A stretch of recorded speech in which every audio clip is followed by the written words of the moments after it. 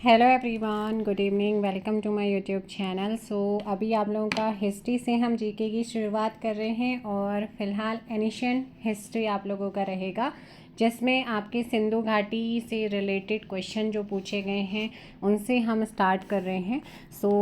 आप सभी जानते हैं कि जो हमारी सिंधु घाटी है, इंडस सिविलाइजेशन है, हड़प्पा सिविलाइजेशन है, जो कि एक अर्बन सिविलाइजेशन रही है, शहरी सभ्यता रही है और अपनी सिटी प्लानिंग, नगर नियोजन के लिए जानी जाती है। अपनी वाटर ड्रेनेज उसका जो वाटर ड्रेनेज सिस्टम था, जल निकास प्रणाली थी, उसके लिए जानी जाती हैं, है ना। तो ये बहुत सारी चीज़ें हैं जिनके लिए हमारी इंडस सिविलाइजेशन, सिंधु घाटी से कई बार क्वेश्चन पूछे जाते हैं। स्टार्ट करते हैं फर्स्ट क्वेश्चन। सिंधु घाटी की सभ्यता का प्रसिद्ध बंदरगाह कौन सा है? बहुत ही इंपॉर्टेंट क्वेश्चन है जो अक्सर एग्ज़ाम्स में पूछा जाता है। सिंधु घाटी की सभ्यता का प्रसिद्ध बंदरगाह है आपका लोथल, और जो लोथल है 1955-54 में ये आप लोगों का खोजा गया था, जिसकी खोज SR राव ने करी थी। और कहाँ पर करी थी? गुजरात में। ये जो स्थल है ये भोगवा नदी के किनारे पर लोकेटेड है। ये सारे पॉइंट्स आप ध्यान रखिएगा। इसमें सिंधु घाटी की सभ्यता में जो पहला स्थल खोजा गया था वो खोजा गया था 1921 में हड़प्पा, जो कि रावी नदी के तट पर है। दयाराम साहनी ने इसकी खोज करी थी और वर्तमान में ये पाकिस्तान में है। पाकिस्तान के मोंटे गोमरी नामक एक स्थान है ना। ये सारी चीज़ें आपने जाननी है। और दूसरा, आपको एक और क्वेश्चन यहाँ से बनता है कि जो सिंधु घाटी की सभ्यता थी वो कैसी सभ्यता थी? तो ये आपकी ब्रॉन्ज एज सिविलाइजेशन रही है, यानी कि कांस्य युगीन सभ्यता रही है, क्योंकि यहाँ के जो लोग थे ना, उन लोगों ने कॉपर प्लस टिन से ब्रॉन्ज बनाया था, तो कांसे का वो यूज़ करते थे, इसीलिए ब्रॉन्ज सिविलाइजेशन इसको बोला जाता है। अच्छा, जो हमारी ये सिविलाइजेशन रही है, इसका जो आकार है, जो शेप है, वो ट्रायंगुलर है, यानी कि त्रिभुजी है, ट्रायंगुलर है। और अप्रॉक्सीमेट इसका जो एरिया माना जाता है वो 13 लाख वर्ग किलोमीटर माना जाता है। जो नॉर्थ में मांडा JNK चेनाब नदी वहाँ से शुरू होती है, और दक्षिण में आपका दायमाबाद महाराष्ट्र, जो कि आपका गोदावरी नदी है महाराष्ट्र में, अहमदनगर डिस्ट्रिक्ट, वहाँ तक फैला है। और पश्चिम में अगर बात करते हैं, सुतकोदा बलूचिस्तान, जो कि दास्क रिवर पर है, और पश्चिम में ये सिंधु घाटी सभ्यता फैली थी। आलमगीरपुर, आपका मेरठ, हिंडन रिवर जो यमुना की सहायक है, वो इसका क्या रहा है? पूरा का पूरा एरिया रहा, जो कि टोटल एरिया था। नॉर्थ साउथ दक्षिण में मैंने आपको बताया। उसके बाद सेकंड जो हमारा स्थल आता है 1922 में, जिसकी खोज हुई थी, मोहनजोदाड़ो। ये आपकी सिंधु नदी के किनारे पर है। RD बनर्जी ने खोज करी। ललकारना पाकिस्तान में ये है। चलिए आगे क्वेश्चन पे देखते हैं कि निम्नलिखित में से चित्रलेखात्मक लिपि किस काल से संबंधित है? चित्रलेखात्मक लिपि ये रिलेटेड है, और इस लिपि की जो खोज की है वो 1921 में राय बहादुर दयाराम साहनी ने की थी। और इन्होंने इसका जो विस्तार बताया था, मैंने कहा ना ट्रायंगुलर बताया, इनकी त्रिभुजाकार भी बताया। तो सिंधु घाटी सभ्यता आपकी इंडस सिविलाइजेशन। निम्नलिखित में से कौन सा भारत में खोजा गया नवीनतम स्थल है? तो इनमें से जो नवीनतम है वो कौन सा है, जो कि आपका क्या किया गया है? नवीनतम खोज हुई है जिसकी। ध्यान रखिएगा, वो है आपका ऑप्शन B, धौलावीरा। क्या हो जाएगा? धौलावीरा। धौलावीरा की खोज की अगर बात करते हैं, है ना, तो ये गुजरात के कच्छ में खादर बेट है, वहाँ पर है। और इसके टीलों की खोज 1967-68 में श्री JP जोशी ने की थी। भारतीय पुरातत्व सर्वेक्षण के RS बिस्ट ने 1990 और 91 में निर्देशन में उत्खनन कार्य किया था। तो अलग अलग चीज़ें हैं दोनों की दोनों। तो यहाँ पर 1990 इसकी खोज मानी जाती है, जब इसका उत्खनन हुआ था। RS बिस्ट ने करी थी, गुजरात में करी थी, ठीक है। इसके अलावा दायमाबाद 1974, गोदावरी नदी MS वॉट्स ने खोज करी थी, जो कि महाराष्ट्र में है। नेक्स्ट क्वेश्चन पे चलते हैं। हड़प्पा से प्राप्त पुरुष धड़ बना हुआ है। तो पुरुष धड़ जो है हड़प्पा से जो प्राप्त हुआ है वो किस चीज़ का बना हुआ है? तो वो बना हुआ है आपका लाल चूने पत्थर का। इस पुरुष को एक धार्मिक व्यक्ति माना जाता है, जो कि आपका स्थल रावी नदी के किनारे पाकिस्तान के पंजाब के साहिवाल डिस्ट्रिक्ट में है। ऑप्शन बी हो जाएगा। क्या हो जाएगा? ऑप्शन बी हो जाएगा। नेक्स्ट क्वेश्चन पे चलते हैं। मोहनजोदाड़ो से प्राप्त मातृ देवी की जो मूर्ति है उसका माध्यम क्या रहा है? सो मातृ देवी की मूर्ति का माध्यम रहा है टेराकोटा। क्या रहा है? टेराकोटा। 21 में पूछा गया है आप लोगों का ये क्वेश्चन। यहाँ से प्राप्त स्थानागार संभवतः सिंधु सभ्यता की सबसे बड़ी इमारत मानी जाती है और ये जो पुरास्थल है सिंधु नदी के किनारे पर सिंध प्रांत में जो है ये लोकेटेड है ना। मोहनजोदाड़ो आपको मैंने बताया भी था सिंधु नदी के तट पर है। मृतकों का टीला इसका मतलब होता है 1922 में रखालदास बनर्जी ने खोजा था। बिगेस्ट बिल्डिंग सबसे बड़ी इमारत मोहनजोदाड़ो की वो है ग्रेट ग्रेनयार्ड यानी कि एक विशाल अन्नागार है जो कि 45.71 मीटर लंबा है और 15.23 मीटर चौड़ा है। फेमस बिल्डिंग बिगेस्ट तो आपको बता दिया सबसे बड़ी। फेमस बिल्डिंग यहाँ की एक विशाल स्नानागार ग्रेट बाथ भी है जो 11.88 मीटर लंबा 7.01 मीटर चौड़ा 2.43 मीटर गहरा है। स्टैच्यू ऑफ नटराज की मूर्ति भी यहीं से मिली है। गॉड ऑफ डांस यानी कि लॉर्ड शिवा भगवान शिव का। और इसके अलावा यहाँ पर स्टैच्यू ऑफ पशुपतिनाथ की मूर्ति भी मोहनजोदाड़ो से मिली है। लॉर्ड शिवा को ही समर्पित है। स्टैच्यू ऑफ प्रियस्ट किंग यानी कि एक पुरोहित की पूजा की मूर्ति भी मिली है। पुरोहित राजा की मूर्ति। Statue of a dancing girl नृत्य करती हुई मूर्ति एक बालिका की मूर्ति भी मिली है जो कि ब्रॉन्ज की है, कांस्य की बनी हुई है। अ बिल्डिंग ऑफ कॉलेज एक महाविद्यालय भवन भी मोहनजोदाड़ो से मिला है। Evidence of a well in every house प्रत्येक हाउस में मतलब एक कुएं के साक्ष्य भी मिले हैं मोहनजोदाड़ो से ही। हॉर्स टीथ घोड़े के दांत है ना। गीली मिट्टी पर कपड़े के निशान, गले हुए तांबे के ढेर, ये सारी चीज़ें मोहनजोदाड़ो से। वैसे जो हमारी ये है क्या है हड़प्पा सिविलाइजेशन है इसमें 2 एडमिनिस्ट्रेटिव कैपिटल्स थी, 2 प्रशासनिक कैपिटल हुआ करती थी जिन्हें ट्विंस कैपिटल के नाम से जानते थे। एक है हड़प्पा दूसरी है मोहनजोदाड़ो। और इनकी जो कमर्शियल कैपिटल यानी कि वाणिज्यिक कैपिटल थी सिंधु घाटी सभ्यता की वो थी लोथल गुजरात यानी कि एक पोर्ट भी रहा है। और यहाँ से ना एक चीज़ मिला है ब्रिक्स का यानी कि जो ईंटें होती हैं उनका रेशियो 4:2:1 का रेशियो इसी यहीं से पता चला है कि अनुपात में आपकी ईंटें बनती थी। तो ये तो आपने देखा इसके बारे में। इसके अलावा सबसे पहले हमारा हड़प्पा की खोज हुई थी। तो हड़प्पा की बिगेस्ट बिल्डिंग कौन सी हड़प्पा सभ्यता की? तो 12 कक्षों का अन्नागार 12 रूम्स ग्रेन यार्ड है ना जहाँ पर जौ और गेहूँ को स्टोर करके रखा जाता था। और यहाँ पे हड़प्पा सभ्यता की जो इम्पोर्टेंट क्रॉप्स रही है वो क्या है? बार्ले एंड व्हीट रहा यानी कि जौ और गेहूँ रहा है। और इसी हड़प्पा से ही कब्रिस्तान जो है R37 जिन समाधियों को बोला जाता है 20 कंकाल कंप्लीटली नष्ट हो चुके थे। 57 स्केल्टन यहाँ से जो है वो मिले थे। इसके अलावा जो है यहाँ से हड़प्पा से उर्वरता की देवी की एक मूर्ति मिली हुई है statue of A goddess of fertility. शंख का बना हुआ एक बैल का यहाँ से एविडेंस मिला है। कर्मचारियों के जो आवास हैं घर हैं उनके अवशेष मिले evidences of house of employees. Maximum numbers of scripted seals यानी कि अभिलेख वाली सर्वाधिक मोहरें हड़प्पा से मिली हैं। बटन शेप्ड शील्ड्स बटन के आकार की जो मोहरें होती हैं वो भी यहाँ से मिली हुई हैं। तो ये मैंने आपको उसके बारे में बताया था। इतिहास का पिता किसको कहा जाता है? देखो भाई वैसे तो लुसेंट की बुक में भी जो है वो कई बार ऐसा माना जाता है लेकिन जो डिफेंस वाले एग्ज़ाम्स होते हैं NDA सीडीएस वगैरह UPSC में वहाँ पे जो है एरेटोस्थनीज को माना जाता है लेकिन ऑप्शन में एरेटोस्थनीज होते तो फिर हम वही लगाते। लेकिन हेरोडोटस है तो यूनान के पहले इतिहासकार और भूगोलविद्ता इन्हीं को माना जाता है। इन्होंने हिस्टोरी का बुक भी लिखी थी। तो क्या आ जाएगा यहाँ पर? हेरोडोटस आ जाएगा। एरेटोस्थनीज होता तो फिर हम ऑप्शन में वो लगाते। अगला है मैंने कहा ना डिफेंस के एग्ज़ाम्स में कोई भी अगर देते हैं UPSC जिन एग्ज़ाम्स को कराती वो हमेशा एरेटोस्थनीज को ही मानती है। सिंधु घाटी सभ्यता का दूसरा नाम आपसे पूछा गया है।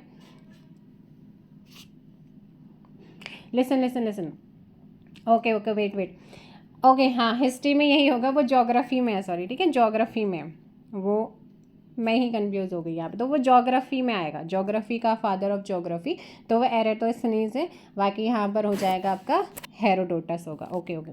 सिंधु घाटी सभ्यता का दूसरा नाम क्या है?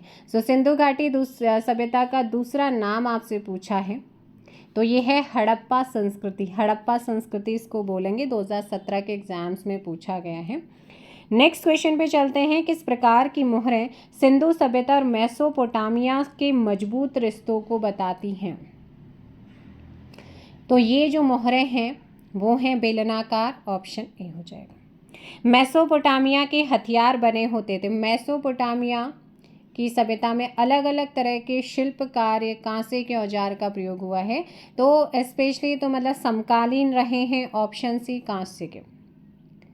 नेक्स्ट क्वेश्चन है कि हड़प्पा सभ्यता के बाजरे के दाने गुजरात के स्थलों से प्राप्त हुए, वे स्थल कौन से हैं? तो गुजरात के कौन से स्थल से बाजरे के दाने प्राप्त हुए आपसे पूछा गया, बताइएगा। यहाँ पर एक आता है आपका रंगपुर और दूसरा आता है आपका कौन सा, लोथल। कौन सा आता है, लोथल आता है। आइएगा इनके बारे में मैं आपको बताती हूँ। ऑप्शन थोड़ा सा चीज़ों क्योंकि लर्न होंगी, रिवाइज होंगी, तो यहाँ पर ये चीज़ों को आपने ध्यान। लोथल की सबसे पहले बात करती हूँ। SR राव ने गुजरात में 1955 में खोज की। पोर्ट ऑफ द सिविलाइजेशन मतलब ये इस सभ्यता का बंदरगाह था। और विच वॉज कॉमर्शियल कैपिटल मतलब ये इसकी क्या थी, सिंधु घाटी सभ्यता की वाणिज्यिक कैपिटल भी स्टार्टिंग में बताया। यहाँ से करेंसीज ऑफ पर्शिया, फारस की मुद्राएं यानी कि ईरान की मुद्राएं भी यहाँ से मिली हैं। एविडेंस ऑफ राइस ग्रेन्स, चावल के दानों के साक्ष्य यहाँ से मिले हैं। बाजरे के दाने के साक्ष्य यहाँ से मिले। एविडेंस ऑफ ममी के साक्ष्य भी मिले जो इजिप्ट मिस्र से मिलती थी, है ना। इसके अलावा ड्वेड ग्रेव्स, युगल कब्रें भी मिली हुई हैं। रंगपुर की बात करते हैं, गुजरात में ही है, अहमदाबाद में MC वॉट्स ने खोज की 1931। कच्ची ईंटों के दुर्ग, फोर्ट, किले यहाँ से मिले। नालियों के अवशेष यहाँ से मिले। मृत भांड, मिट्टी के बर्तन यहाँ से मिले हैं, तो ये ऑप्शन हो जाएगा बी। और साथ ही साथ बाजरे के दाने के साक्ष्य भी मिले हुए हैं, है ना। ये सारी चीज़ों को आपने ध्यान रखना है। इसके अलावा नेक्स्ट क्वेश्चन पे चलते हैं। अच्छा, कालीबंगन भी आए, तो साथ में ना थोड़ा सा मैं कालीबंगन के बारे में बता दूँ। कालीबंगन की बात करते हैं, तो बताइए भाई, कालीबंगा 1953 में एक घोष, गंगानगर डिस्ट्रिक्ट राजस्थान में है आपका कालीबंगा।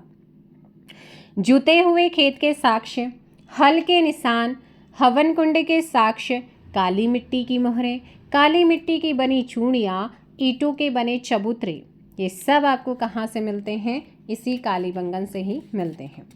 लोथल हो गया है, कालीबंगन हो गया है, तो ये सारी चीज़ों को आपने क्या करना है, याद रखना है। नेक्स्ट क्वेश्चन पे चलें। आइएगा, क्वेश्चन नंबर है आप लोगों का 11। हड़प्पा कालीन का लोथल स्थित है, तो ये बंदरगाह भी एकमात्र बंदरगाह रहा है। 2020 के एग्जाम्स में भी पूछा गया है। ऑप्शन ए गुजरात में है। कहाँ पर है, गुजरात के अहमदाबाद में, भोगवा नदी पर है। इसे लघु हड़प्पा या मोहनजोदड़ो भी कहते हैं। ये विश्व का प्राचीनतम गोदी बाड़ा, जहाजों की गोदी इसको कहते रहा है। कालीबंगा कहाँ पर है, ये भी पूछा जाता है, राजस्थान में। बनावली कहाँ पर है, हरियाणा में है। अच्छा, बनावली से बता देती हूँ। बनावली से तिल, सरसों के ढेर, अच्छी किस्म की जौ बनावली से मिले हैं। 1973 में RS बिस्ट ने खोज की हरियाणा के अंदर। सड़कों एवं नालियों के अवशेष यहीं से मिले। सेल खड़ी की जो मोहरें होती हैं, पकी हुई ईंटों के साक्ष्य यहाँ से मिले। मनुष्य और पशुओं की मूर्तियाँ आपको बनावली से मिलेंगी। इसके अलावा आलमगीरपुर, मेरठ उत्तर प्रदेश में है। रोपड़ कहाँ पर है, रोपड़ पंजाब में है, एग्ज़ाम में कई बार पूछा जाता है। धौलावीरा आपने जाना ही है, गुजरात में है। राखी गढ़ी आपका अगर बात करते हैं, ये हिसार हरियाणा में है। बिगेस्ट साइट भारत में सर्वाधिक बड़ा स्थल ये माना जाता है राखी गढ़ी, जो कि हरियाणा में है। अब चलते हैं हम अपने नेक्स्ट क्वेश्चन पे कि सिंधु घाटी के लोग निम्न में से किससे परिचित नहीं थे। तो सिंधु घाटी के लोग जो है वो किस चीज़ से ज़्यादा परिचित नहीं थे, आज से पूछा गया। तो यहाँ पर आप लोग ध्यान रखिएगा, क्वेश्चन नंबर अगर 12 की बात करते हैं, ऑप्शन सी, तांबा से परिचित थे, चांदी से थे, लेकिन इनको लोहे का नॉलेज नहीं था। सिंधु घाटी सभ्यता एक नगरीय सभ्यता, सिविल आपकी क्या रही है, क्या नाम है, शहरी सभ्यता रही है ना। तो ये सारी चीज़ों को आपने ध्यान रखना है। चलिए नेक्स्ट क्वेश्चन पे चलते हैं।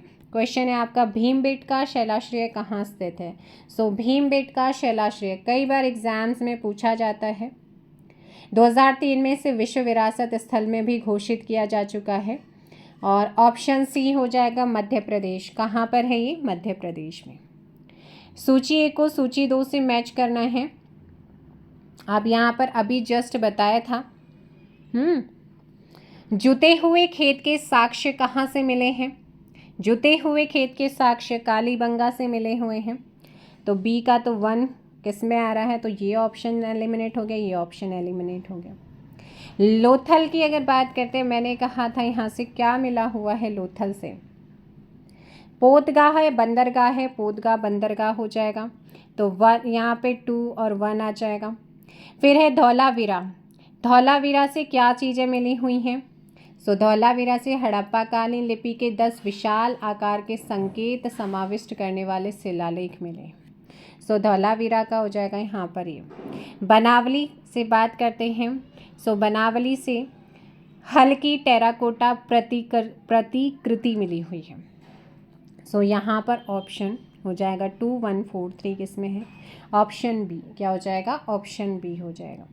नेक्स्ट क्वेश्चन है, सिंधु घाटी के लोग निम्नलिखित में से किस पालतू पशु से परिचित नहीं थे। तो सिंधु घाटी के लोग जो हैं वो किससे परिचित नहीं थे, बताइएगा। गाय से, ऑप्शन आपका ए हो जाएगा। देखिएगा इसका आंसर होगा घोड़े। घोड़े से परिचित नहीं थे। बाकी से हड़प्पा सभ्यता डैश स्थल से रथ की सुंदर कांस्य मूर्ति मिली हुई है। तो कांस्य मूर्ति मिली हुई है कहाँ से, बताइएगा। दैमाबाद। क्या हो जाएगा, दैमाबाद से मिली हुई है। अहमदनगर डिस्ट्रिक्ट के दैमाबाद में मिली, महाराष्ट्र के, है ना, महाराष्ट्र में भी मैंने आपको बताया था, अहमदनगर है वहाँ पर, वहाँ से मिली हुई है। सो ऑप्शन क्या हो जाएगा आपका ए। नेक्स्ट क्वेश्चन पे चलते हैं। क्वेश्चन है 17, डॉक्टर RS बिष्ट को किस क्षेत्र में उत्कृष्ट कार्य के लिए पद्मश्री पुरस्कार दिया गया था। इनको जो पद्मश्री मिला था 1974 में, इन्होंने बनावली पुरस्थल का उत्खनन करवाया था। 74 है वैसे, 73 आएगा, 73 एंड 74 में कराया था। ऑप्शन बी क्या हो जाएगा, पुरातत्व हो जाएगा। क्या हो जाएगा, पुरातत्व हो जाएगा। किस पशु के अवशेष सिंधु घाटी की सभ्यता से प्राप्त नहीं होते हैं। सो यहाँ पर ऑप्शन हो जाएगा बी। क्या हो जाएगा, ऑप्शन बी। नेक्स्ट क्वेश्चन पे चलते हैं। हड़प्पा वालों को निम्न में से किसका ज्ञान नहीं था।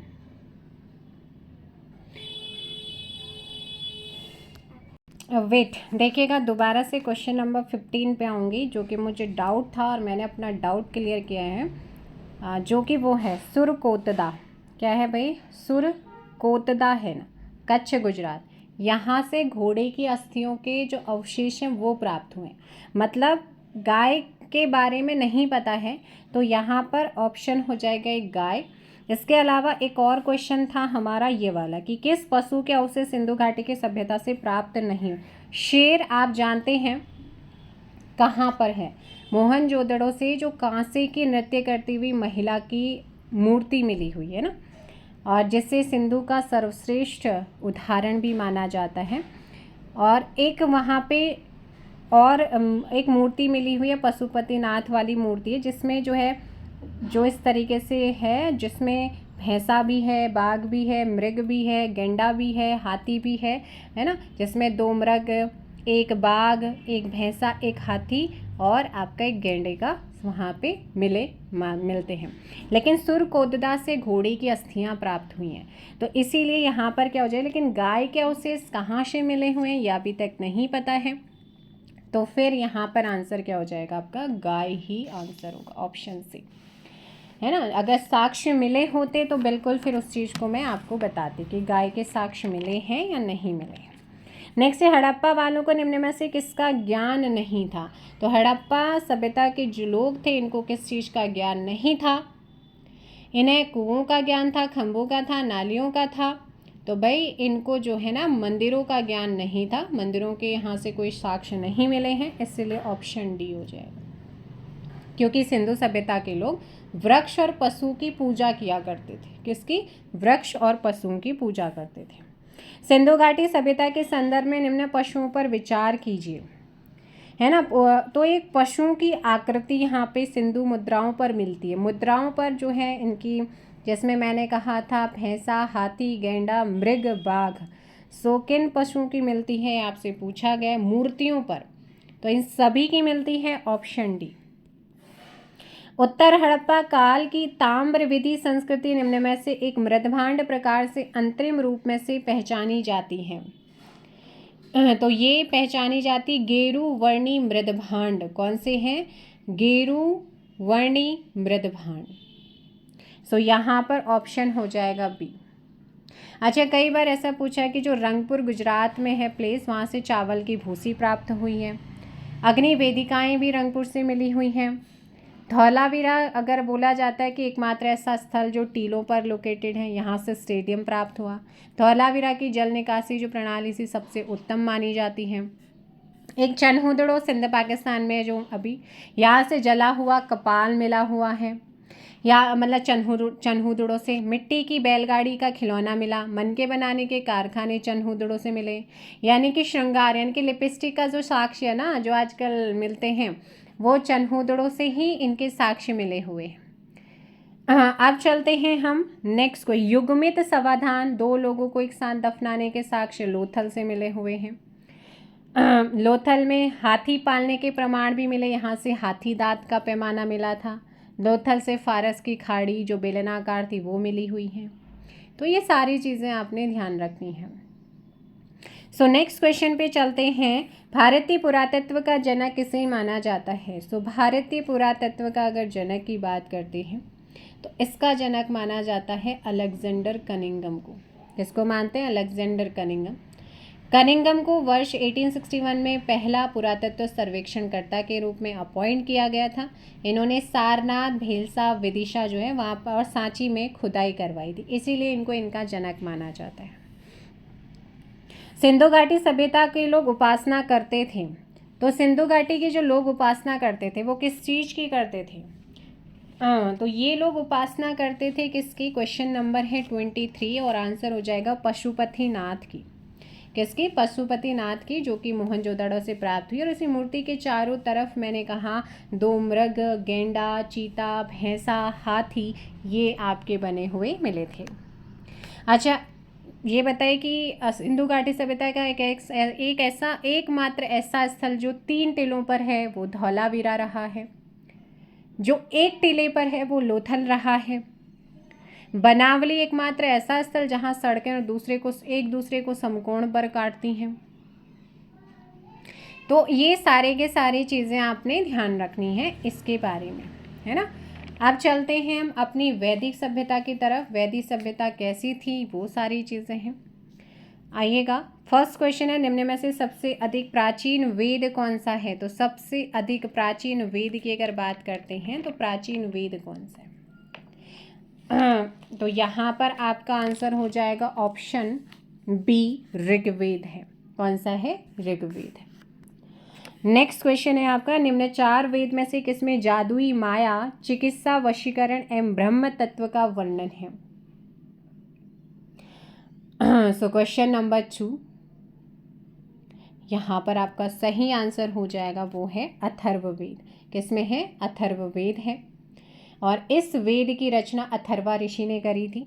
नेक्स्ट क्वेश्चन आता है, योगः कर्मसु कौशलम का सही संदर्भ क्या है? तो इसका सही संदर्भ है आपका option C, Bhagavad Gita. Next है, किस वेद में 8 चक्रों का वर्णन है? वो कौन सा वेद है जिसमें 8 चक्रों का वर्णन है? ये 8 चक्र मूलाधार चक्र, स्वादिष्ठान चक्र, मणिक पूरक चक्र, अनाहत चक्र, विशुद्धि चक्र, ललना चक्र, आज्ञा चक्र, सहस्त्रार चक्र। और उपनिषदों में भी इन चक्रों का वर्णन है। तो ये आपका अथर्ववेद, ऑप्शन बी। भगवद गीता के किस अध्याय को कर्मयोग कहा जाता है? भगवद गीता का जो तीसरा अध्याय है उसको कर्मयोग कहते हैं और इस अध्याय में निष्काम कर्म पर बल दिया गया। इसमें कुल 43 श्लोक हैं। ऋग्वेद की मूल रचना डैश भाषा में हुई है? जो ऋग्वेद है उसकी मूल रचना किस भाषा में हुई है? इसकी हुई है संस्कृत में, ऑप्शन बी। किसमें हुई है? संस्कृत में हुई है। आर्यों का आदि निवास मध्य हिमालय के लेखक कौन है? आर्यों का आदि निवास मध्य हिमालय के लेखक हैं गढ़वाली कवि। गढ़वाली कवि और इतिहास साहित्यकार रहे हैं भजन सिंह। अष्टाध्यायी किसने लिखी है? इंपॉर्टेंट क्वेश्चन, कई बार एग्जाम्स में पूछा जाता है। अष्टाध्यायी पाणिनि इसके लेखक हैं अष्टाध्यायी, और इसमें संस्कृत भाषा व्याकरण की पहली पुस्तक। इस पुस्तक में मौर्य वंश के पहले का इतिहास और मौर्य युगीन राजनीतिक अवस्था की इंपॉर्टेंट इंफॉर्मेशन है। इसमें पहली बार लिपि शब्द का प्रयोग हुआ है। देखिए, अगर आपके किसी भी क्वेश्चन में कोई डाउट है तो आप ऐसे लिखिएगा कि सिंधु घाटी सभ्यता का ये क्वेश्चन, वैदिक सभ्यता का ये क्वेश्चन, तो आप मुझे ऐसे करके भेज सकते हैं। किस वेद में सर्वप्रथम वर्णों की उत्पत्ति का उल्लेख किया गया है? वर्णों की उत्पत्ति ऋग्वेद के 10वें मंडल के पुरुष सूक्त में जो है इसका उल्लेख किया गया है, ऑप्शन डी हो जाएगा। इसमें कहा गया है कि ब्राह्मण परम पुरुष के मुख से, क्षत्रिय उनकी भुजाओं से, वैश्य उनकी जांघों से और शूद्र उनके पैरों से उत्पन्न हुए। नेक्स्ट क्वेश्चन, निम्नलिखित में से कौन सा शब्द ऋग्वेद में उल्लेखित नहीं है? सबसे सर्वाधिक पवित्र ग्रंथ आर्यों का माना जाता है। 10 मंडल 1028 सूक्तों का संकलन है और यहाँ पर ऑप्शन बी हो जाएगा जनपद। ऋग्वैदिक काल में जनपद का निर्माण नहीं हुआ है क्योंकि ऋग्वेद में जनपद शब्द का एक भी प्रयोग नहीं हुआ। जन, संग्राम और ग्राम का यूज हुआ है। किस पुराण में हरिद्वार का नाम मायापुरी मिलता है? आपने पहले भी करा है। सो स्कंद पुराण, ऑप्शन क्या हो जाएगा आपका यहाँ पर? सी, ऑप्शन सी सही आंसर होगा। ऋग्वैदिक देवता जिसका उल्लेख अवेस्ता में नहीं है, ऋग्वैदिक देवता जिसका उल्लेख अवेस्ता में नहीं है वो है आपका अग्नि। कौन सा नहीं है? अग्नि है। ऋग्वेद में अग्नि देवता का उल्लेख 200 बार किया गया और इनका दूसरा प्रमुख देवता इनको माना जाता है। अवेस्ता में ऋग्वेद के 4 देवता इंद्र, मित्र, वरुण और नात्स्य का उल्लेख मिलता है, तो आपका अवेस्ता में नहीं है। ऋग्वेद में बहुधा वर्णित यव क्या है? बहुधा वर्णित यव क्या है? यव शब्द का मतलब होता है जो, है ना। वर्ण शब्द का सबसे पहले जो यूज किया था वो ऋग्वेद में ही मिलता है, आपको मैंने कराया था।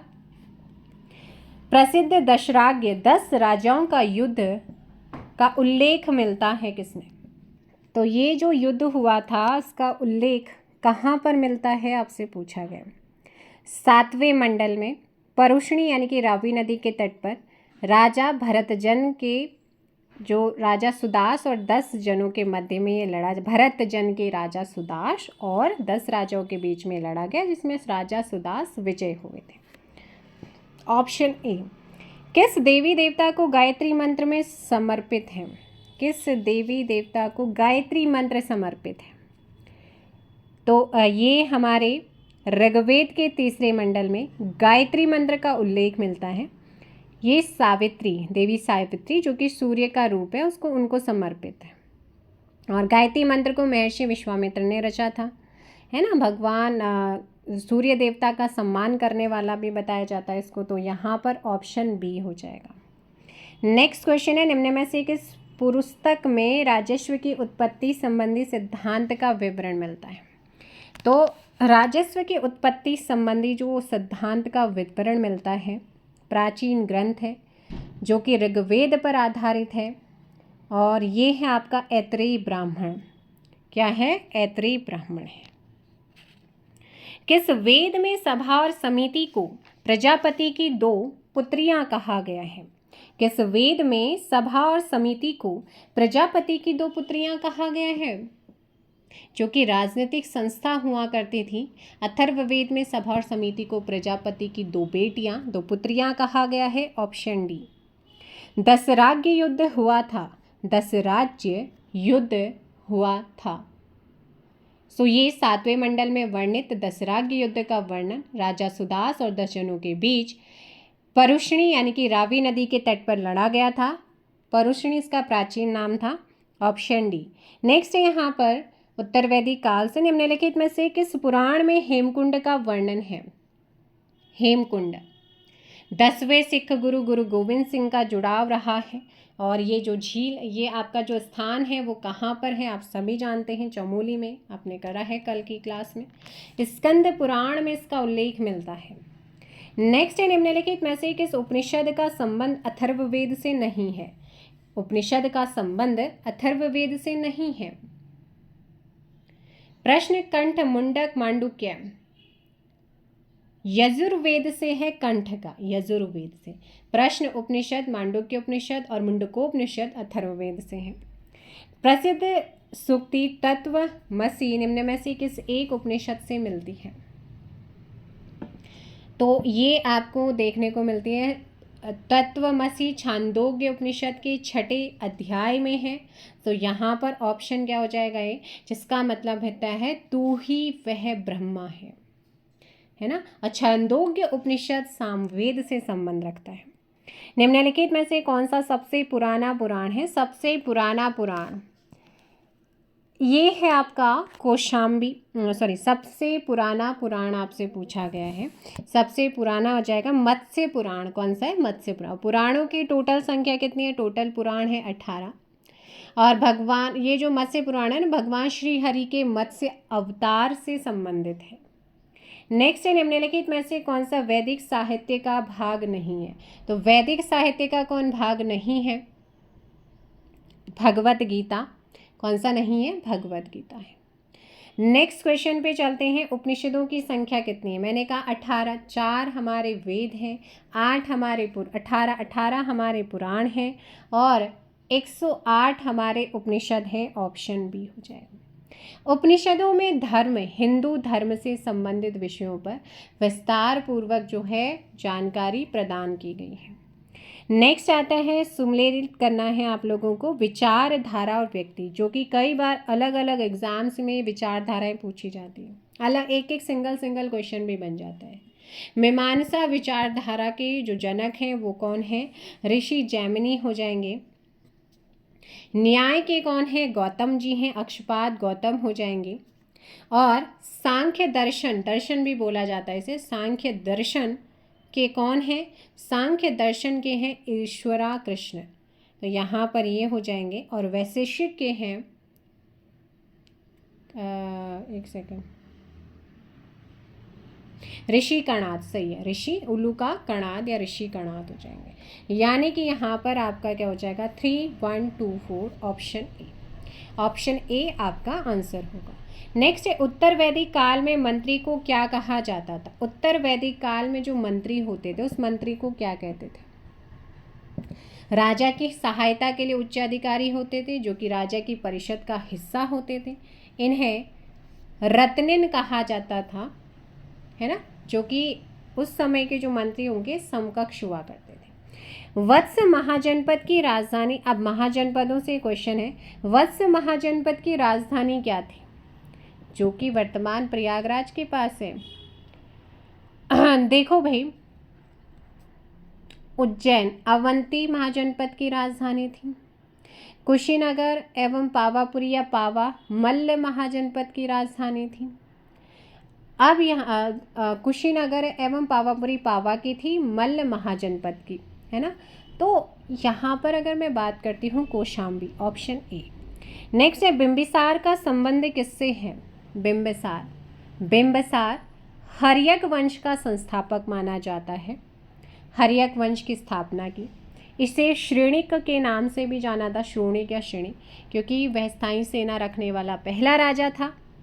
और इसकी हत्या गद्दी के लिए इसके बेटे ने ही करी। बिंबिसार की हत्या अजातशत्रु जो इसका बेटा था, अपनी गद्दी पाने के लिए इसने अपने पिता की हत्या कर दी। निम्नलिखित में से कौन सा क्षेत्र प्राचीन काल में मगध के नाम से जाना जाता था? तो मगध के नाम से जो क्षेत्र जाना जाता था वो कौन सा क्षेत्र था?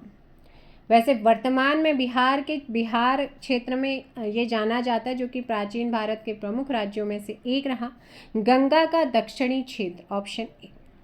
नेक्स्ट है 16 महाजनपदों का पहला जनपद कौन सा था? तो पहला जनपद बौद्ध ग्रंथ अंगुत्तर निकाय और जैन ग्रंथ भगवती सूत्र में 16 महाजनपदों का उल्लेख मिलता है और ये था मगध, जो कि उत्तर भारत का सर्वाधिक शक्तिशाली महाजनपदों में से एक। नल दमयंती ताल कौन से जनपद में है? नल दमयंती, जहाँ पे नल दमयंती की कथा पौराणिक और महाकाव्य काल से जो है वो संबंधित है। आंसर हो जाएगा यहाँ पर नैनीताल, ऑप्शन ए। मगध महाजनपद की राजधानी क्या थी पूछा गया है।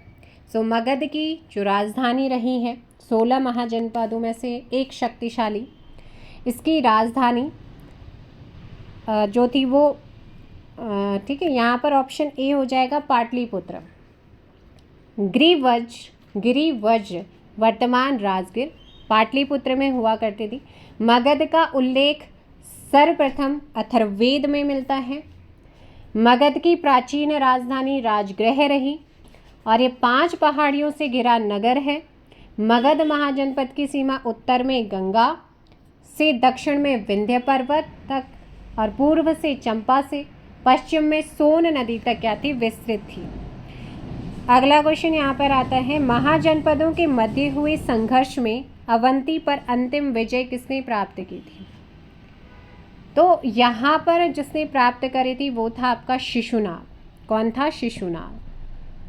अवंती महाजनपद के नंदीवर्धन को पराजित कर उसने अपने साम्राज्य में शामिल किया था। तो ये जो आपके क्वेश्चन पूछे गए थे महाजनपद से रिलेटेड यूके SSSC के, उसमें आपको करें 24, 21, 20, 17, 19, 15, 18, 17, इनमें जो क्वेश्चन पूछे गए हैं वो आपको करा दिए गए हैं। अब इसके बाद जो आपके क्वेश्चन हैं वो आएंगे जैन धर्म में, बौद्ध धर्म में, उनकी स्थापनाएं, उनकी शिक्षा और उनकी विस्तार से संबंधित। सो फटाफट आंसर कीजिएगा पहले क्वेश्चन, जो कि 2024 में पूछा गया क्वेश्चन है। नेक्स्ट क्वेश्चन है आपका, तो आंसर दीजिएगा अष्टांगिक मार्ग में कौन शामिल नहीं है? किसमें? अष्टांगिक मार्ग में कौन शामिल नहीं है?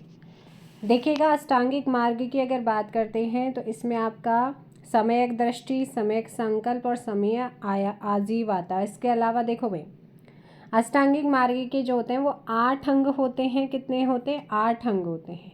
समयक दृष्टि, समयक संकल्प, समयक वचन, समयक कर्म, समयक आजीव, समयक प्रयास, समयक स्मृति, समयक समाधि। सो इसमें मध्यमा प्रतिपदा मैंने आपका नहीं लिया था, ऑप्शन ए। बौद्ध धर्म की एक महत्वपूर्ण शिक्षण अष्टांगिक मार्ग रहे हैं, जिसे भगवान गौतम बुद्ध ने निर्वाण यानी कि मोक्ष प्राप्त करने के लिए बताया था। और ये मार्ग 4 आर्य सत्य है ना, आर्य सत्य का ही हिस्सा है, जो कि आपको मैंने बताएं। ऑप्शन ए हो जाएगा। नेक्स्ट है, निम्न में से कौन सी शिक्षा बौद्ध सिद्धांतों में सम्मिलित नहीं है? सो बौद्ध सिद्धांतों में देखिएगा 4 आर्य सत्य थे, सत्य, अहिंसा, अस्तेय, अपरिग्रह, और 8 अष्टांगिक मार्ग की शिक्षा प्रदान की गई थी। 5 अणुव्रत जैन धर्म से संबंधित शिक्षा है। तो यहाँ पर आपका ऑप्शन हो जाएगा बी। क्या हो जाएगा? ऑप्शन बी आप लोग ध्यान रखिएगा। नेक्स्ट क्वेश्चन मोस्ट इम्पॉर्टेंट है, जो कि कई बार आपका यूके PSC के एग्जाम्स में भी जो है पूछा जा चुका है। जूनागढ़ अभिलेख लिखा गया है। जो जूनागढ़ अभिलेख है रुद्रादामन का, आपसे कई बार ऐसे भी पूछा जाता है, शक रूलर या शासक थे रुद्रादामन। उनका जो जूनागढ़ अभिलेख है संस्कृत भाषा में लिखा गया है, ऑप्शन सी। इसकी लिपि ब्राह्मी है। ये अभिलेख प्राचीन काल का पहला विस्तृत, बड़ा और शुद्ध संस्कृत भाषा में लिखा गया अभिलेख है। नेक्स्ट क्वेश्चन, भारत में प्रथम महान सम्राट डैश थे? तो भारत में पहला महान सम्राट कौन थे? कहाँ के थे? मगध के। मगध सम्राट, ऑप्शन सी। मगध साम्राज्य का तो महान काव्य रामायण और महाभारत में उल्लेख भी किया गया है।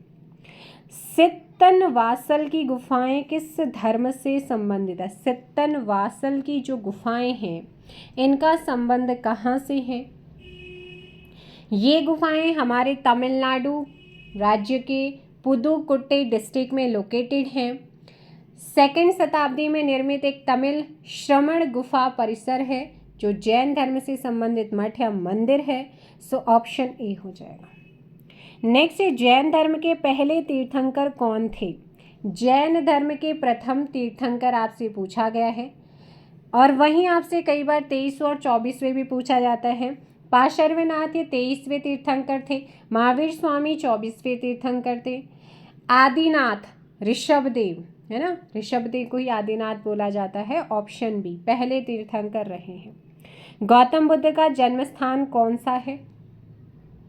563 नेपाल में हुआ। बौद्ध धर्म के प्रवर्तक आपका लुम्बिनी में इनका जन्म हुआ। पिता शुद्धोदन, माता महामाया। शाक्य कुल के प्रधान, 29 वर्ष की अवस्था में गृह त्याग। तृतीय बौद्ध संगीति किसकी अध्यक्षता में हुई थी? तीसरी बौद्ध संगीति किसके समय में हुई, कहाँ पे हुई, अध्यक्षता किसने करी, इसमें किसको जोड़ा गया था?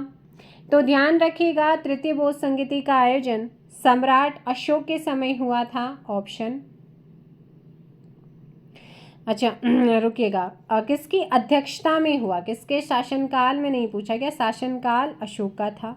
अध्यक्ष थे मोगलीपुत्र तिस्य थे, पाटलिपुत्र में ये आयोजित हुई थी। इसमें अभिधम्म पिटक को जोड़ा गया था इसी संगीति के दौरान।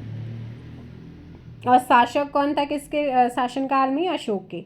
मिलिंद पन्हों के अनुसार किस बौद्ध भिक्षु से राजा मिलिंद ने प्रश्न पूछा था? बौद्ध भिक्षु है ना, मिलिंद पन्हों के अकॉर्डिंग वो कौन से बौद्ध भिक्षु थे जिन्होंने राजा मिलिंद से प्रश्न पूछा था? तो वो हुआ करते थे नागसेन और यूनानी शासक मिनांडर। मिलिंद के मध्य बौद्ध धर्म से संबंधित संवाद का संकलन है। इसे नागसेन के द्वारा ही लिखा गया था। तीर्थंकर महावीर की प्रतिमा की पहचान चिन्ह क्या है? तीर्थंकर महावीर की जो प्रतिमा है इनकी पहचान चिन्ह क्या है? सिंह। हाथी किसका रहा है? अजीत नाथ का। और यहाँ पर जो है जो पार्श्वनाथ थे सर्प फण था और जो ऋषभदेव थे उनका वृषभ था। नेक्स्ट क्वेश्चन है, त्रिपिटक ग्रंथ किस धर्म से संबंधित? त्रिपिटक ग्रंथ किस धर्म से संबंधित है? तो ये वैसे साहित्य से संबंधित है। इसमें सुत्त पिटक, विनय पिटक, अभिधम्म। सुत्त पिटक में बौद्ध धर्म के उपदेश संग्रहित हैं। विनय पिटक में दैनिक जीवन से संबंधित आचार विचार नियम है। अभिधम्म पिटक में दार्शनिक सिद्धांत का वर्णन है। अभिधम्म पिटक को तीसरी बौद्ध संगीति में जोड़ा गया था। सो ऑप्शन क्या हो जाएगा आपका? बौद्ध धर्म। नेक्स्ट क्वेश्चन यहाँ पर आता है, किसने अपना पहला प्रवचन सारनाथ में दिया था? उत्तर प्रदेश के वाराणसी के पास सारनाथ में 5 शिष्यों को अपना पहला उपदेश प्रवचन बुद्ध ने दिया था, गौतम बुद्धा ने। बुद्ध का यह प्रवचन सुत्त पिटक में संरक्षित है और इस घटना को बोला जाता है धर्म चक्र प्रवर्तन की संज्ञा से दी जाती है। बोध गया में जब इनको ज्ञान की प्राप्ति हुई उसी के बाद ये सारनाथ जाते हैं और उनको शिक्षा देते हैं। अगला क्वेश्चन है, प्रवचन किस बौद्ध ग्रंथ में संघ जीवन के नियम प्राप्त होते हैं? तो वो कौन सा बौद्ध ग्रंथ है जिसमें संघ, जो बौद्ध संघ हुआ करता था उसमें जीवन को कैसे जीना है उसके सारे नियम प्राप्त होते हैं? तो वो है आपके विनय पिटक। त्रिपिटकों में से एक विनय पिटक, ऑप्शन बी। विनय पिटक में भिक्षुओं और योगिनियों के लिए संघ जीवन अर्थात दैनिक आचार विचार और कार्यों से संबंधित नियमों का उल्लेख है। सुत्त पिटक में गौतम बुद्ध के उपदेश हैं। अभिधम्म पिटक में दार्शनिक सिद्धांतों का, उनकी फिलोसॉफीज जो हैं, प्रिंसिपल्स हैं, उनका वर्णन किया गया है। निम्न में से किस स्थान पर महावीर स्वामी का निधन हुआ था? 24वें और अंतिम तीर्थंकर कुंडल ग्राम वैशाली में इनका जन्म होता है। बचपन का नाम वर्धमान, और यहाँ पर ऑप्शन हो जाएगा पावापुरी में। पावापुरी में क्या होता है, निर्वाण की प्राप्ति होती है। राजगिर, पावापुरी राजगिर में। बौद्ध मत में पातिमोक्ष से क्या अभिप्राय है?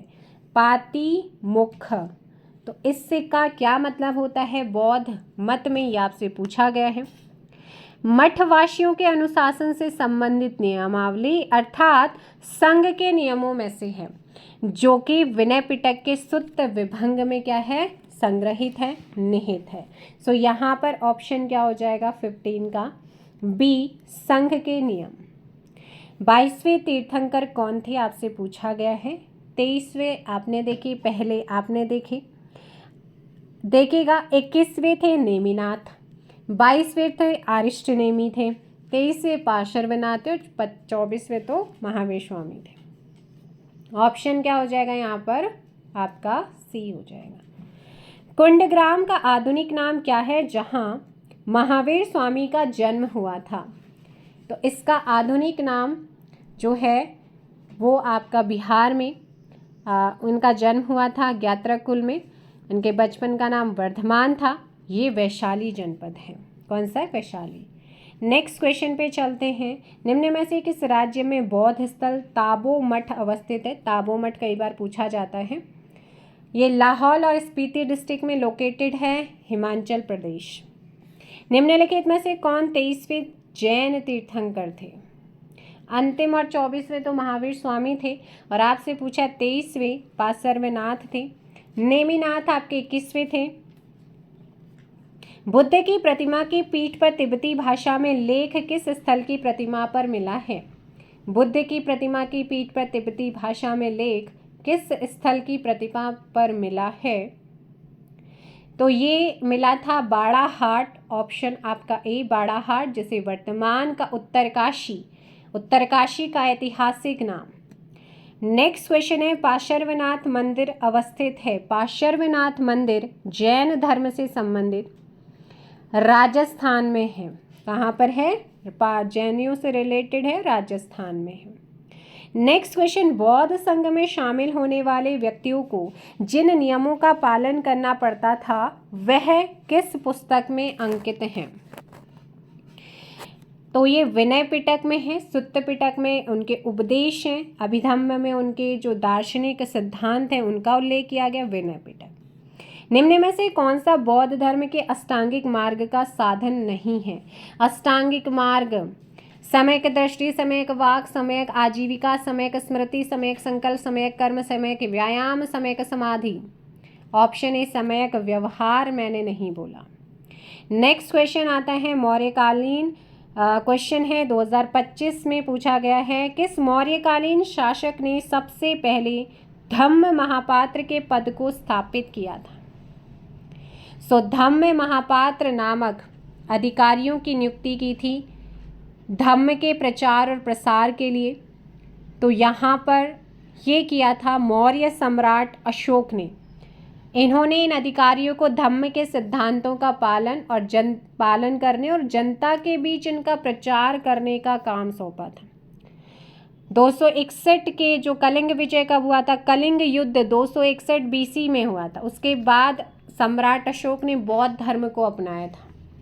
धम्म के मार्ग पर चलने का संकल्प इन्होंने लिया था, क्योंकि इतना खून खराबा अब नहीं होगा, उससे इन्होंने वो चीज़ें करी थी। अशोक ने अपने अभिलेखों में कौन सा नाम प्रयुक्त किया है? अशोक ने अपने अभिलेखों में कौन सा नाम? मौर्य वंश का एक महान शासक अशोक, मौर्य सम्राट, किस मौर्य सम्राट का बेटा था? कमेंट कीजिएगा। सो इन्होंने ऑप्शन डी प्रियदर्शी, देखने में सुंदर, प्रियदर्शी। नेक्स्ट क्वेश्चन आता है थर्ड, पाणिनि की रचना में उल्लिखित कालकूट की पहचान किस स्थल से की गई है? सो पाणिनि की रचना में कालकूट की पहचान हम आप सभी पढ़ते भी है, जब उत्तराखंड पढ़ते हैं तो यह की गई है कालसी के रूप में। किसमें? कालसी का। कालसी का ही प्राचीन नाम। कुषाणोत्तर काल में राजा सीलवर्मन की राजधानी कालकूट थी, जो कि उत्तराखंड के देहरादून का कालसी मौर्यवंशी सभ्यता का केंद्र माना जाता है। सो नेक्स्ट है यहाँ पर भरहूत स्तूप संबंधित है। जो भरहूत स्तूप है ये संबंधित है किससे, किस काल से है? ये अभी मध्य प्रदेश के सतना डिस्ट्रिक्ट में है वैसे भरहूत स्तूप, और इसकी खोज अलेक्जेंडर कनिंघम ने 1873 में की थी। इसमें नक्काशी, तोरण, वेदिका और जातक कथाओं का शिल्पांकन उल्लेखनीय है। तो ये अशोक ने ही कराया था, यानी कि मौर्य काल। जिस पर शुंग काल में पुष्यमित्र शुंग ने भी इसमें विकासात्मक काम करे हैं, लेकिन ऑप्शन बी मौर्य काल हो जाएगा। क्या हो जाएगा? मौर्य काल। अपनी प्रजा व अधिकारियों हेतु शिला स्तंभों पर संदेश अंकित करने वाला पहला शासक कौन था? अशोक जो हैं ये पहले शासक थे। नेक्स्ट क्वेश्चन, और इनके जो अभिलेख हैं इनको पढ़ने का श्रेय जेम्स प्रिंसिप ने किया था 1937 में। नेक्स्ट है अर्थशास्त्र पुस्तक के लेखक कौन है? इम्पोर्टेंट है। अब कई बार ऐसा पूछा जाए कि अर्थशास्त्र में इनको चाणक्य भी बोला जाता है, इनको कौटिल्य भी बोला जाता है, इनको विष्णुगुप्त के नाम से भी जाना जाता है। तो ये हैं आपके ऑप्शन है, इन्होंने ही लिखी। लेकिन इसमें इकोनॉमी से रिलेटेड चीज़ें नहीं है, इसमें उनकी राजनीति, मौर्यकालीन राजनीतिक जो व्यवस्थाएं हुआ करती थी उसके बारे में सारी चीज़ें। नेक्स्ट क्वेश्चन पे चलते हैं। क्वेश्चन है 7, निम्न में से वह विदेशी कौन था जिसने भारत की पहली यात्रा करी थी? तो ये था सेल्यूकस निकेटर का राजदूत बनकर मौर्य शासक चंद्रगुप्त मौर्य के दरबार में आने वाला, जिसने इंडिका नामक पुस्तक में संकलित किया है। इंडिका से मगध के सामाजिक रीति रिवाज और राजनीतिक व्यवस्था की भी जानकारी मिली है। तो ये था आपका मेगास्थनीज। अशोक का कालसी अभिलेख किस भाषा में लिखा गया है? देहरादून में है। प्राकृत और ब्राह्मी लिपि, ऑप्शन हो जाएगा ए। मौर्य साम्राज्य की राजधानी कहाँ थी? मौर्य साम्राज्य की राजधानी वर्तमान पटना और पाटलिपुत्र, यानी कि ऑप्शन डी। मौर्य साम्राज्य के उत्तरापथ प्रांत की राजधानी तक्षशिला, दक्षिणापथ प्रांत की राजधानी स्वर्णगिरी, अवंती राष्ट्र की राजधानी उज्जैनी अर्थात उज्जैन हुआ करती थी। किसे प्राचीन काल में कुब्ज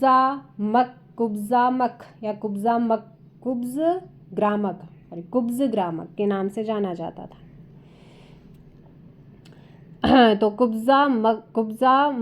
ग्राम या योग नगरी के रूप में यह अभी फिलहाल प्रसिद्ध है। ऑप्शन से ऋषिकेश, संतों का शहर।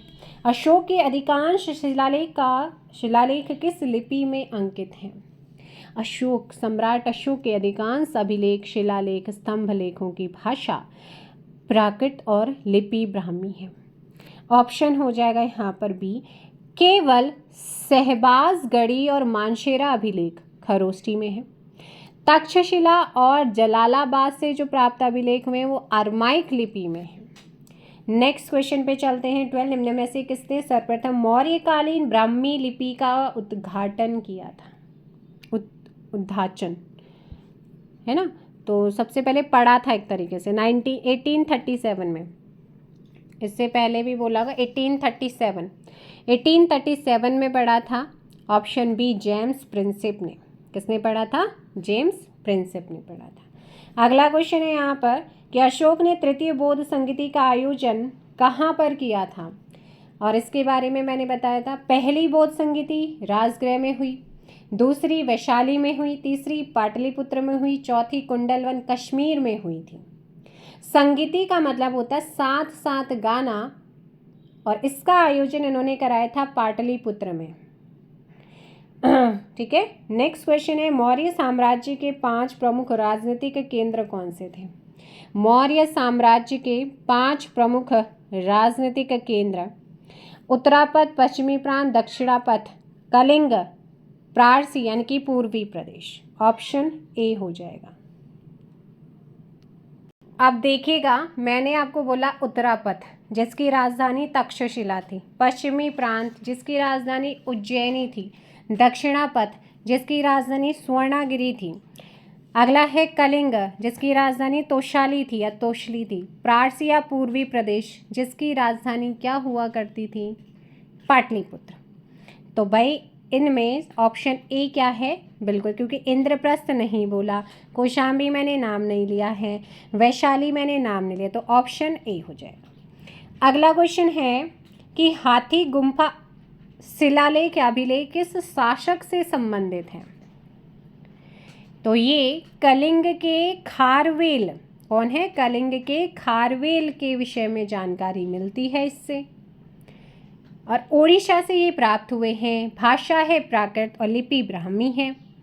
अब फिर से सूची 1 को सूची 2 से क्या करना है? मैच। पदाधिकारी और दायित्व, है ना? तो सन्निधाता ये कौन थे? कोषाध्यक्ष यानी कि थर्ड। सुराध्यक्ष राजकीय भूमि यानी कि कृषि का अध्यक्ष, तो यहाँ पर 4।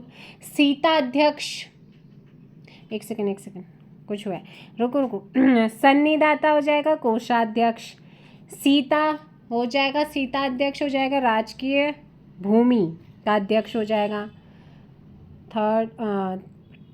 3, 4, तो यहाँ पे सुरा अध्यक्ष, सुरा मतलब आबकारी विभाग का अध्यक्ष, माप तोल ना, इसका आबकारी विभाग लिख लीजिएगा, है ना। सुरा अध्यक्ष कौन हो जाएगा? आबकारी का हो जाएगा। और पोतवा अध्यक्ष कौन हो जाएगा? बाट माप विभाग का अध्यक्ष। तो यहाँ पर 3, 2, 4, 1 किस में आ रहा है? 3, 2, 4, 1 ऑप्शन सी हो जाएगा। 3, 4, 2, एक सेकेंड, हाँ देखो भाई, सन्निधाता कौन बताया मैंने? कोषाध्यक्ष बताया था। सुराध्यक्ष की बात करते हैं, आबकारी विभाग हो जाएगा।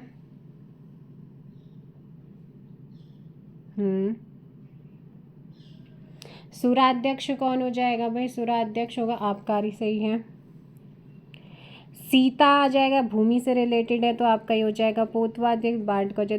तो यहाँ पर 3, 2, 4, 1 ऑप्शन क्या हो जाएगा आपका? सी करेक्ट आंसर होगा। क्या हो जाएगा? ऑप्शन सी हो जाएगा। नेक्स्ट क्वेश्चन पे चलते हैं कि निम्न में से किस शासक के द्वारा प्रति 5 वर्ष में प्रयाग में धर्म सम्मेलन आयोजित कराया जाता था?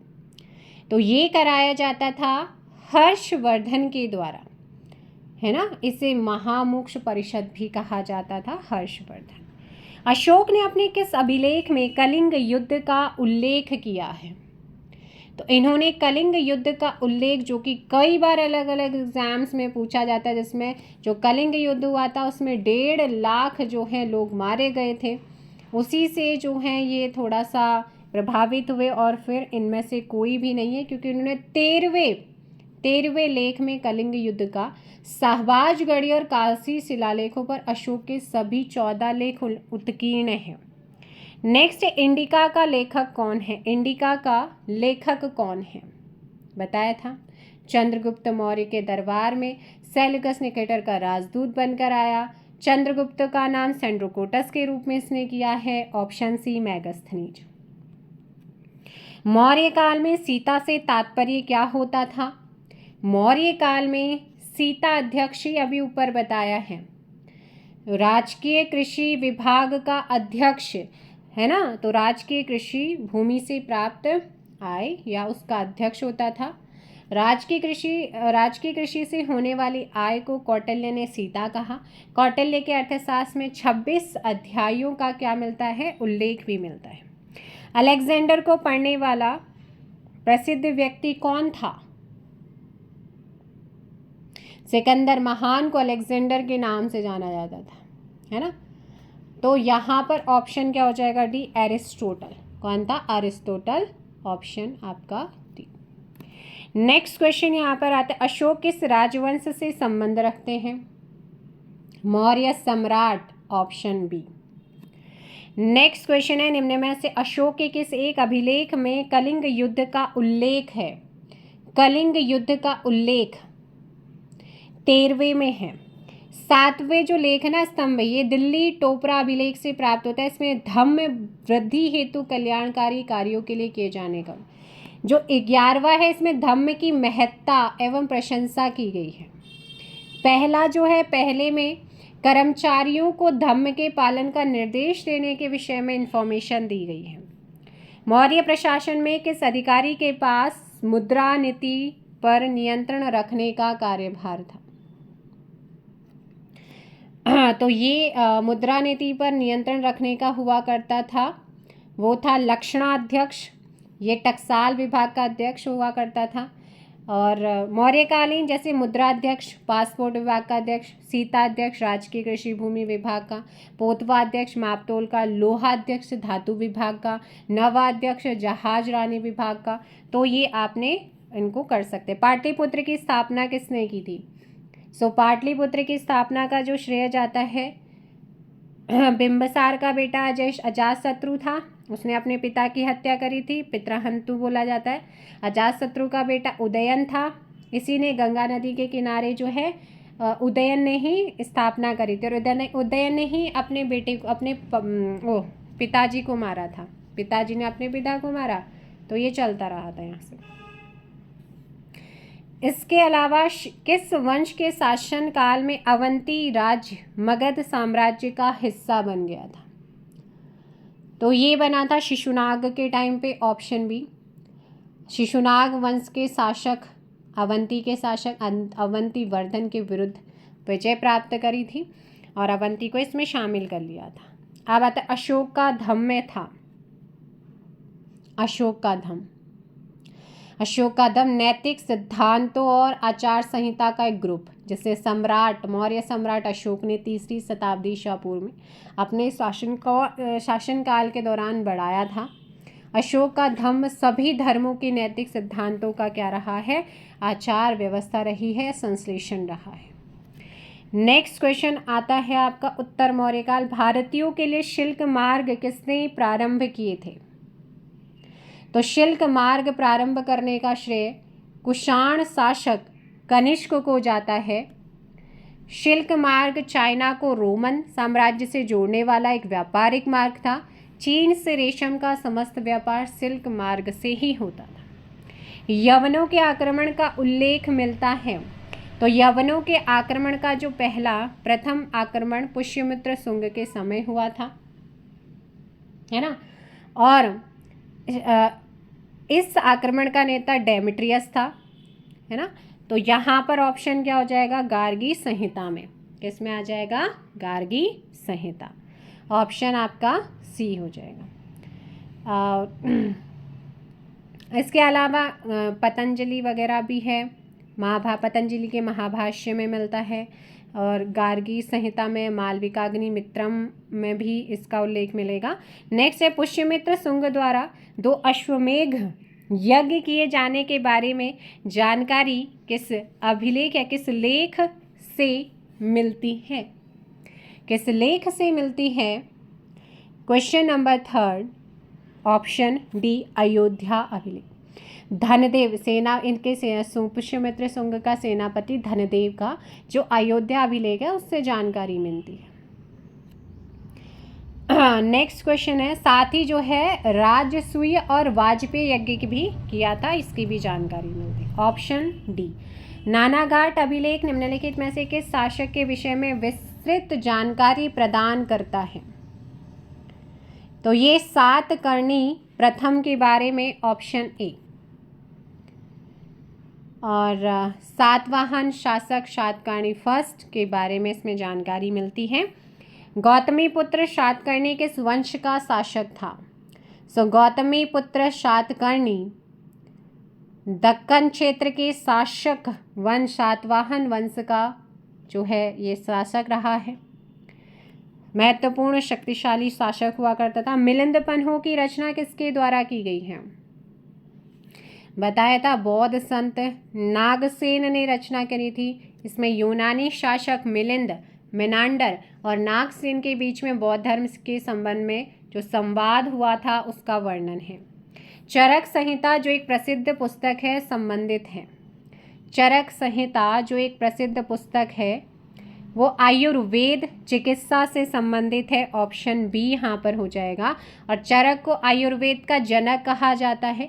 ये कुषाण शासक कनिष्क के राजवैद्य हुआ करते थे। बिना बेगार के किसने सुदर्शन झील का जीर्णोद्धार कराया था? सुदर्शन झील गुजरात के सौराष्ट्र प्रांत में इसके जीर्णोद्धार का जो उल्लेख है वो रुद्रादामन फर्स्ट के जूनागढ़ अभिलेख से मिलती है।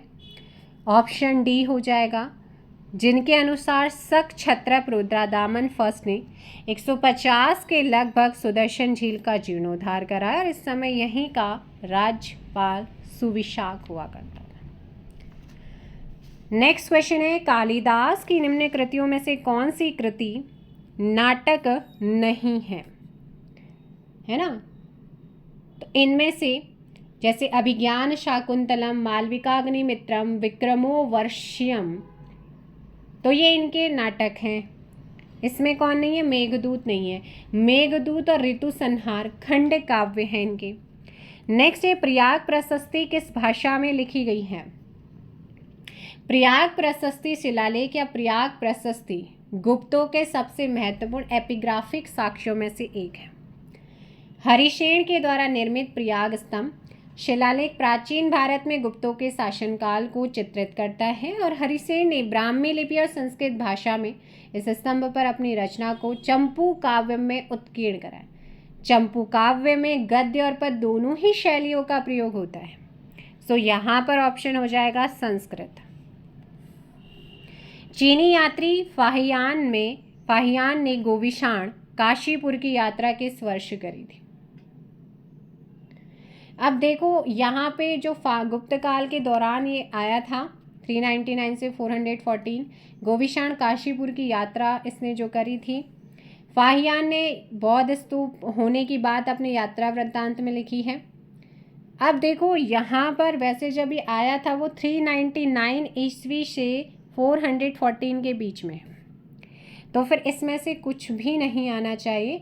और जो आयोग ने अपनी आंसर की भेजी थी उसके अकॉर्डिंग ये क्वेश्चन डिलीट किया गया था, तो नन ऑफ दीज यहाँ पर हम करेंगे। प्रयाग प्रशस्ति का रचनाकार कौन था? प्रयाग प्रशस्ति का रचनाकार कौन था? हरिसेन समुद्रगुप्त का दरबारी कवि हुआ करते थे। Option B. गुप्त शासक चंद्रगुप्त प्रथम का विवाह किससे हुआ था? गुप्त शासक चंद्रगुप्त प्रथम का विवाह किससे हुआ था आपसे पूछा गया है। इनका विवाह लिच्छवी राजकुमारी कुमार देवी से हुआ। Option D. कुमार देवी का समुद्रगुप्त जो था वो कुमार देवी का ही बेटा था। अगला है, कल्हण द्वारा रचित राज तरंगिणी किस क्षेत्र के इतिहास से संबंधित है? तो ये कश्मीर के इतिहास से संबंधित है। एक संस्कृत ग्रंथ जिसका अर्थ है राजाओं की नदी, जिसका मतलब राजाओं का इतिहास, समय प्रवाह, मतलब उसके बारे में उन्होंने सारी चीज़ें लिखी हुई हैं। गुप्तों द्वारा जारी किए गए चांदी के सिक्के कहलाते थे। गुप्तों ने जो चांदी, इसका जो संस्थापक माना जाता है श्रीगुप्त को, और वैसे तो वास्तविक संस्थापक चंद्रगुप्त प्रथम ही थे। तो यहाँ पर ऑप्शन सी, यहाँ पर क्या हो जाएगा? जो सिक्के जारी किए थे वो आपके रूपक थे। कौन थे? रूपक उनको कहा जाता था, जबकि सोने के सिक्कों को दिनार कहते थे। अगला क्वेश्चन यहाँ पर आता है, गुप्त वंश का संस्थापक कौन था? तो अगर संस्थापक की बात करते हैं तो वो था आपका ऑप्शन सी श्रीगुप्त था। वास्तविक संस्थापक चंद्रगुप्त प्रथम। अगला क्वेश्चन, निम्नलिखित में से प्रयाग प्रशस्ति का संबंध किससे है? प्रयाग प्रशस्ति आपको बताया था ऑप्शन बी समुद्रगुप्त, इनके दरबारी कवि थे। इलाहाबाद के किले में ये संरक्षित है प्रयाग प्रशस्ति वर्तमान में। नवरत्न परिषद का संबंध किससे था? तो देखो भाई, चंद्रगुप्त द्वितीय, अकबर और, है ना, तो यहाँ पर ऑप्शन हो जाएगा सी। क्या हो जाएगा? Option C. इनके दरबार में 9 रत्न थे। अमर सिंह कोशकार, धन्वंतरी चिकित्सक, कालिदास थे शंकु वास्तुकार, वराह मिहिर खगोलविद, वररुचि व्याकरणिक थे, बेताल भट्ट जादूगर थे, छपणक ज्योतिष थे, घटक पर शिल्पकार थे। तो ये 9 रत्न कहते हैं 9 रत्न थे। शक संवत प्रारंभ हुआ था। इंपॉर्टेंट क्वेश्चन कई बार पूछा जाता है। कुषाण शासक कनिष्क ने इसकी शुरुआत करी थी 78 ईस्वी में। शक संवत को किसने शुरू किया था? क्वेश्चन अभी बताया है, तो ये ऑप्शन बी यहाँ पर कनिष्क हो जाएगा। और जो शक संवत होता है वो अंग्रेजी कैलेंडर से 78 वर्ष पीछे रहता है। नेक्स्ट क्वेश्चन, अष्टाध्यायी किसने लिखी है? अष्टाध्यायी जो है वो किसने लिखी है? संस्कृत व्याकरण का प्रसिद्ध ग्रंथ है, यहाँ पर पाणिनि ने लिखा हुआ है। इसमें संधि, सुबत, कृदंत, अणादि मतलब ये सारी चीज़ों का उल्लेख है। इलाहाबाद अभिलेख किसने जारी किया था? तो इलाहाबाद का जो अभिलेख है वो किसने जारी किया था? 14 का ऑप्शन डी समुद्रगुप्त। कौन हो जाएगा?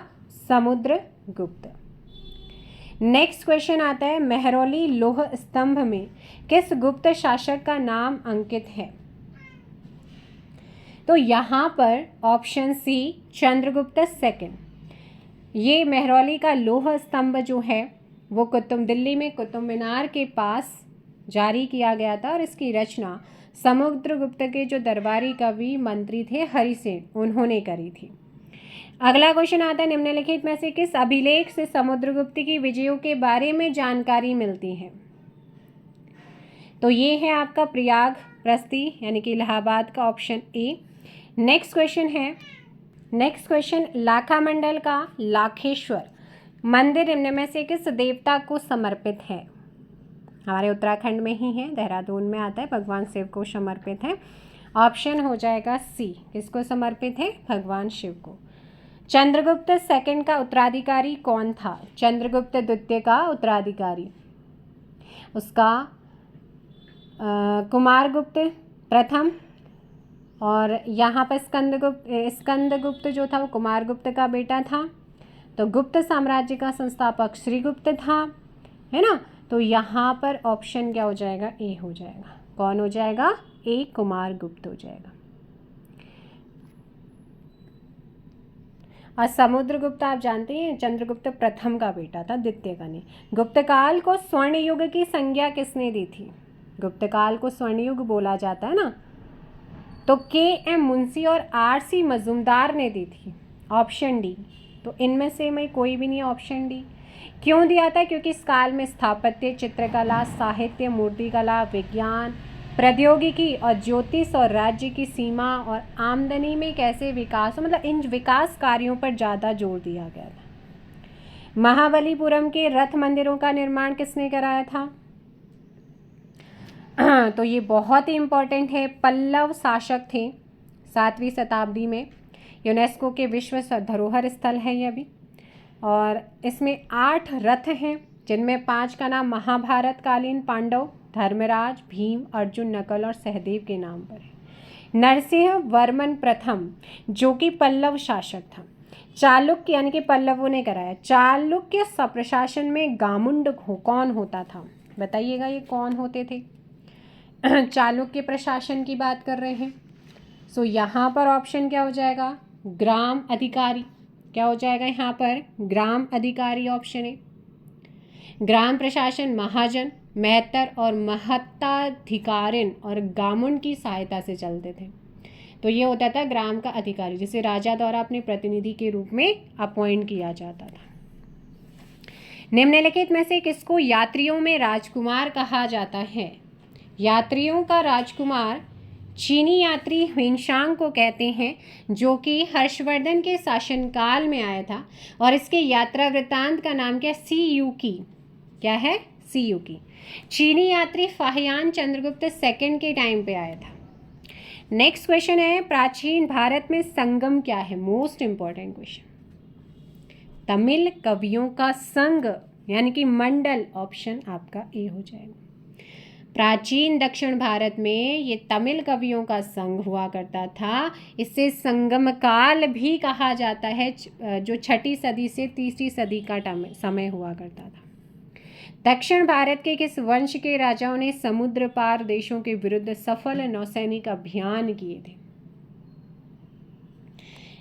श्रीलंका, मालदीव, लक्षद्वीप, इन देशों पर किए थे।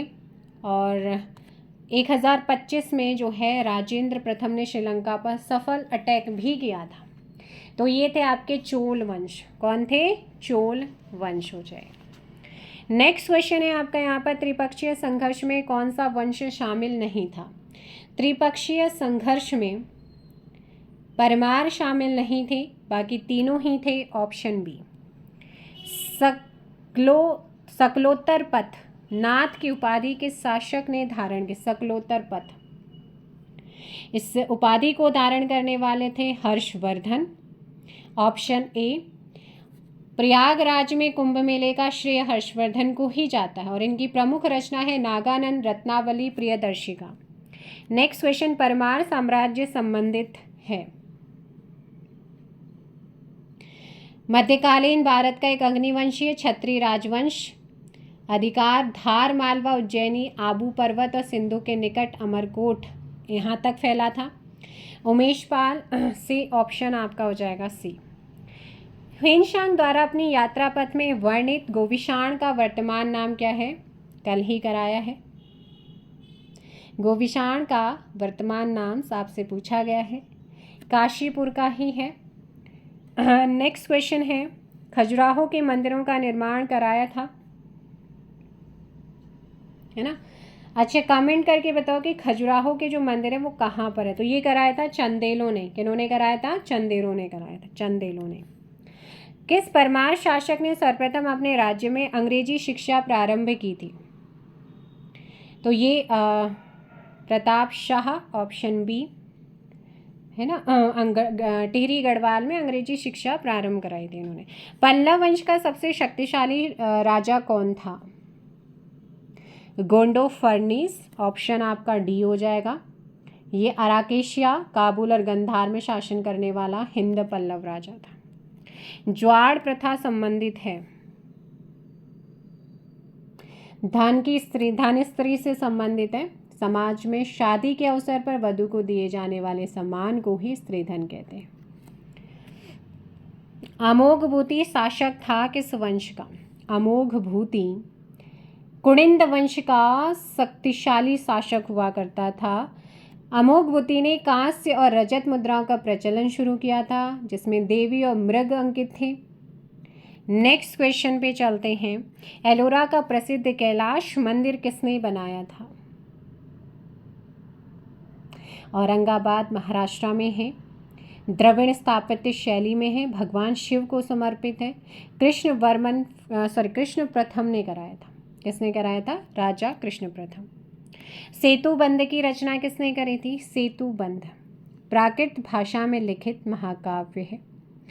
इसके रचयिता हैं वकाटक वंश, प्रवरसेन सेकंड, ऑप्शन बी।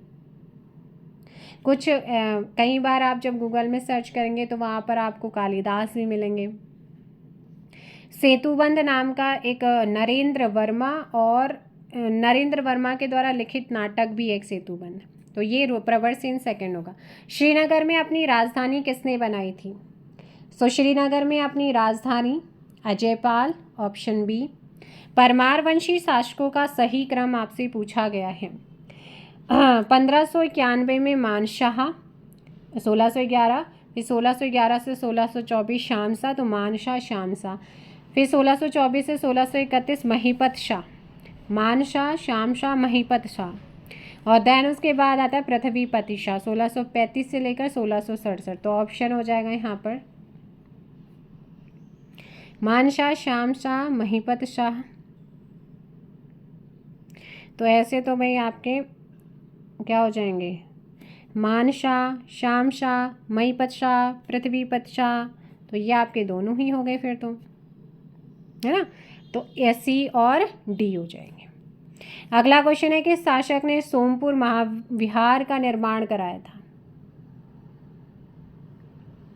तो किस शासक ने सोमपुर महाविहार का जो निर्माण कराया था वो था धर्मपाल पल्लव वंश, द्वितीय शासक था पल्लव वंश का। निम्न में से कौन एक नाटक श्री हर्ष के द्वारा लिखा गया है?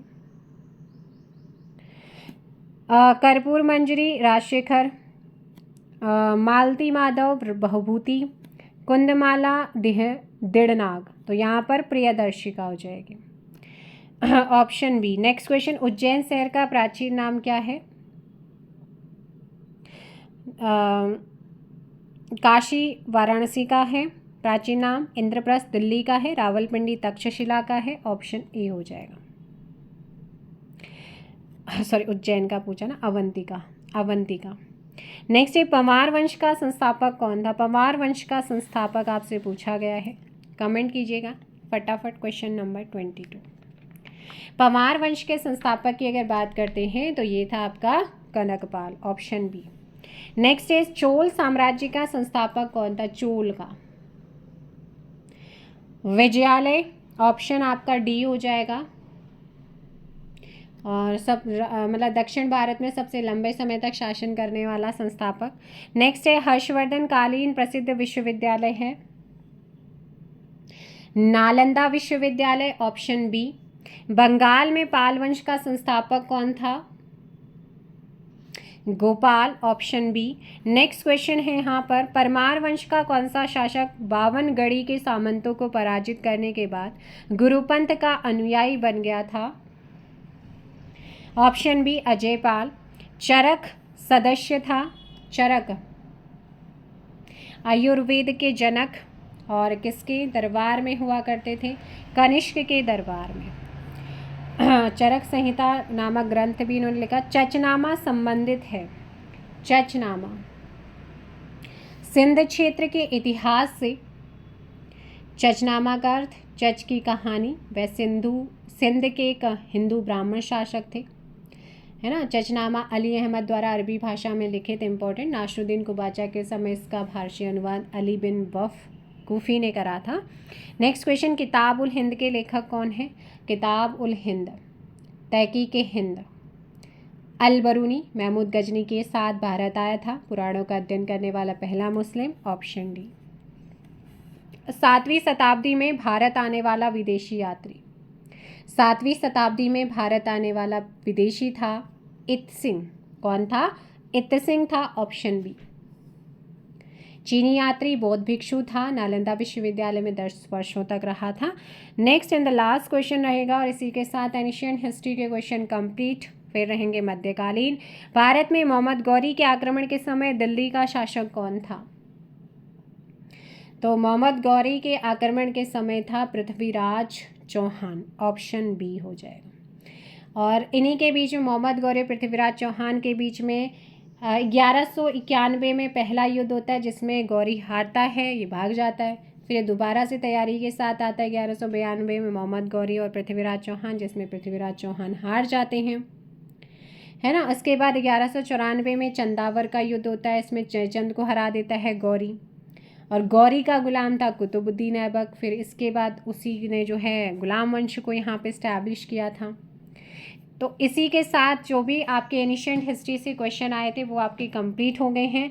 अब इसके बाद आपका जो गुलाम वंश ये सारी चीज़ें आने वाले हैं वो मध्यकालीन भारतीय इतिहास, वो करेंगे कल की क्लास में। किसी भी क्वेश्चन में कोई डाउट रहता है तो आप बिल्कुल कमेंट कर सकते हैं, अपना डाउट बता सकते हैं। कोशिश की जाएगी जब भी मैं फ्री हूँ आपके डाउट क्लियर करूँ। Thank you so much. जय हिंद, जय भारत, जय उत्तराखंड, जय देवभूमि।